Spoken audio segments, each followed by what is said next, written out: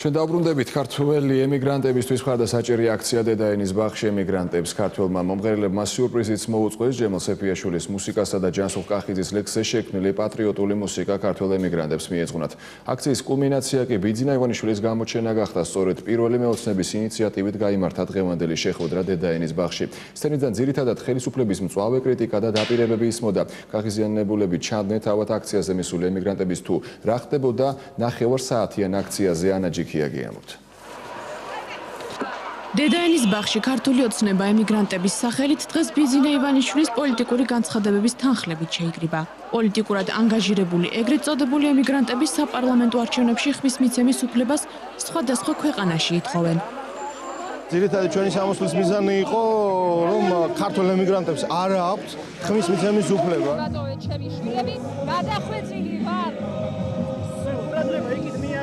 იქით მიაქცია ყურადღება ინტერვიუ გუიძლევი ნურაფებს. ო და გამოდი.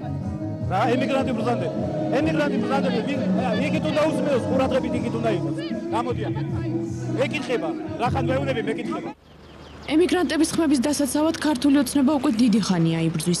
ისინი ავრცელებენ ინფორმაციას, თითქოს არჩევნებში მონაწილეობის უფლება ემიგრანტებს საქართველოს ხელისუფლებამ შეუზღუდა.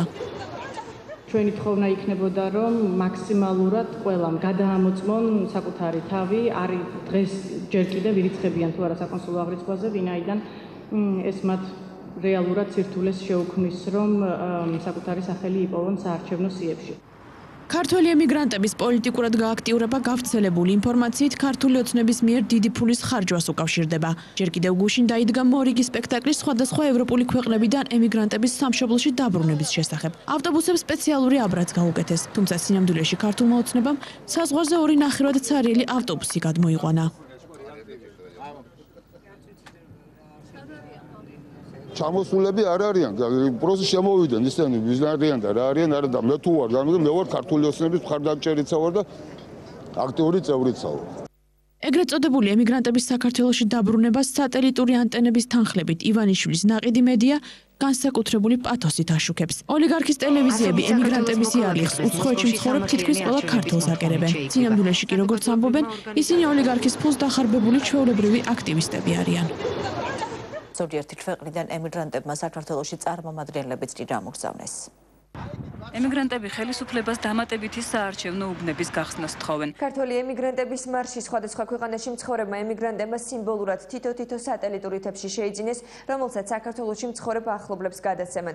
ყოველი სამსახური გერმანიაში, მით უმეტეს გერმანიაში აძლევს დროს ყველა მოქალაქეს რომ წავიდეს და თავისი მოქალაქეობრივი ვალი მოიხადოს. ეს სულ ერთია. ქართველი ხარ, თურქი ხარ თუ ყველას აქვს ამის უფლება და როდესაც იტყვი რომ მე ჩემი ქვეყნის გულისთვის მივდივარ ამ ადგილას, რადგან არჩევნებში მივიღო მონაწილეობა, შენი უფროსი ყოველთვის გეტყვის რომ კი ბატონო. ქართულ ოცნებაზე არავინ არ ოცნებობს სიმართლე თუ გაინტერესებთ. უბრალოდ ჯერ მე ვერ გავიგე ქართული ოცნება რა არის. ქართული ოცნება მე როგორც ვიცი არის ევროპისკენ ტოლვა და ევროკავშირში გაერთიანება, ნატოში გაერთიანება და მაგათ არც ერთი უნდა არც მეორე და ესე იგი ჩვენ ისე მივდივართ უკან. ეს არის პუტინის ოცნება, ივანიშვილის ოცნება არ არის. უცხოეთში არალეგალურად ყოფ ქართველებს, რომლებსაც სხვადასხვა ქვეყნებში კრიმინალის გამო სამარცხვინოდ აკავებენ, ქართულმა ოცნებამ სამშობლოსთვის გულანთებული ემიგრანტები დაარქვა.